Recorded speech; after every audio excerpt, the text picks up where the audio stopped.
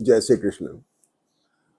आज बात करेंगे 14 से 20 तारीख के बीच में वृषभ राशि वालों के लिए सप्ताह कैसा रहेगा।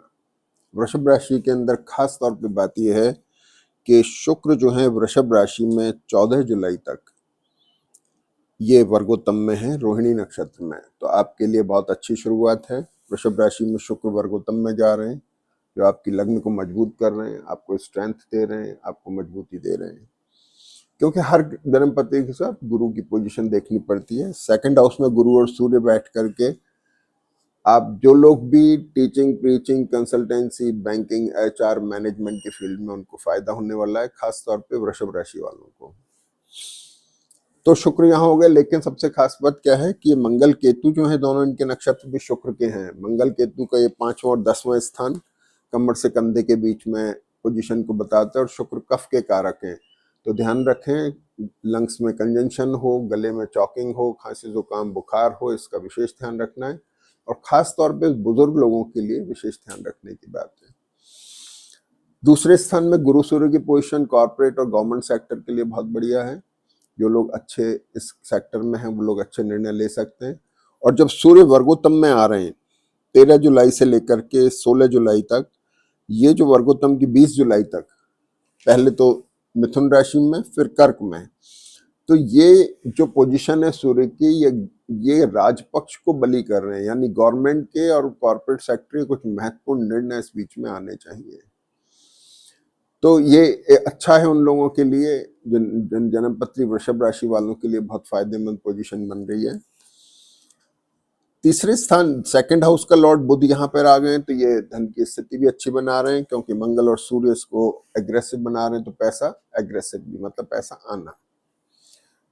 तीसरे स्थान का लॉर्ड चंद्रमा राहु चंद्रमा के साथ में दशम में बैठ गए। एफर्ट्स में थोड़ी तेजी लानी पड़ेगी, थोड़ा डलनेस आ रही है, खासतौर पे 11 और 12 तारीख के बीच में। और जैसे ही चंद्रमा फिर 16 तारीख को मीन राशि में आते हैं, मतलब ये 14 जुलाई से 16 जुलाई में विशेष तौर पे आपको एफर्ट्स में ध्यान रखना है, अच्छी चीजें पकड़ने की कोशिश करनी है। मीन राशि में आने के बाद में स्थिति बेटर हो जाएगी और आप अच्छे निर्णय लेने में स्वतः ही सक्षम होंगे। हालांकि ये शनि वक्री हो रहे हैं 13 तारीख के बाद से, थोड़ा सा वैचारिक परिवर्तन आपके अंदर आएगा, प्रोफेशनल पार्ट पे चेंजेस आएंगे, तो व्यवसाय को लेकर के आप महत्वपूर्ण निर्णय लेने की तरफ जाएंगे। ये सारी चीजें हैं। चतुर्थ भाव का स्वामी सूर्य सेकंड में चला गया। अब आ जाइए फिफ्थ हाउस पे। तो आपका जो पूरा सिस्टम है वो गवर्न होता है इस दिमाग से। क्या पोजीशन है? फिफ्थ लॉर्ड जो है बुध, आपका गुरु और मंगल के, सूर्य और मंगल के बीच में आ गया। एग्रेसिव हैं, एक्टिव हैं, निर्णय लेने की क्षमता है आपके अंदर।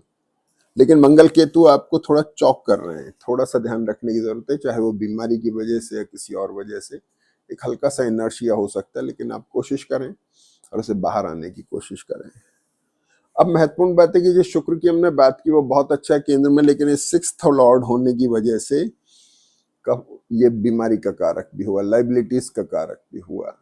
तो जो लोग, फिर गुरु की भी दृष्टि यहाँ पर है, तो खासतौर पे व्यापारी लोग हो गए या लाइबिलिटीज, उनके रिपेमेंट्स होना, वो पैसा जाना या उनकी जाने की चिंता होना, ये भी इसके साथ जुड़ा हुआ है।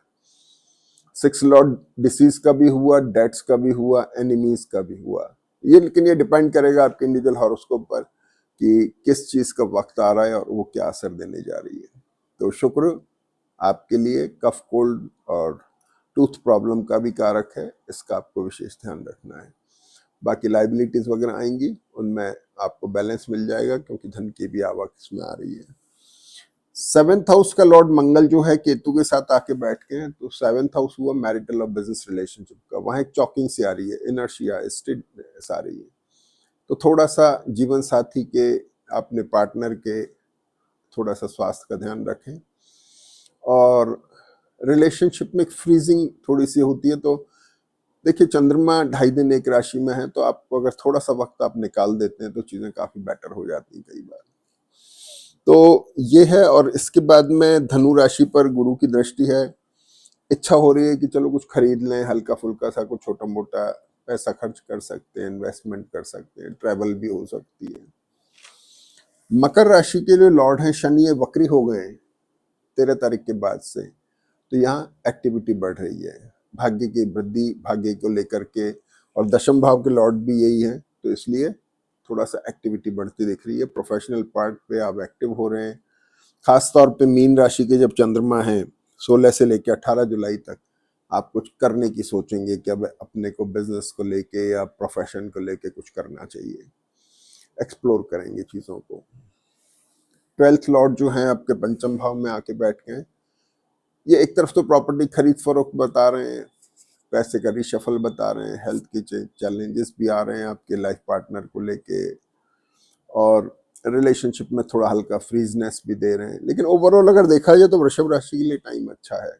खास तौर पे कुंभ राशि के चंद्रमा 14 से 16 जुलाई के अंदर है, 15-16 जुलाई में थोड़ा ध्यान रखें निर्णय लेने में। इसके बाद में मेष राशि, मीन राशि के चंद्रमा है 16 से 18 जुलाई में, ये पोजीशन बहुत अच्छी है चंद्रमा की।